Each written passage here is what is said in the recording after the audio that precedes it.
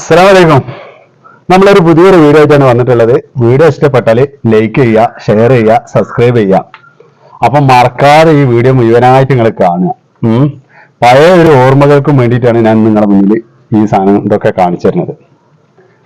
ഇല കൊണ്ട് കയ്യിലുത്തിയിട്ട് കഞ്ഞി കുടിക്കുക.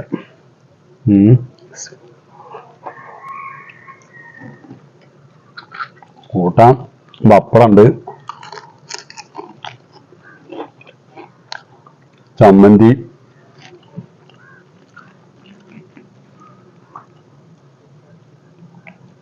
തൈര്,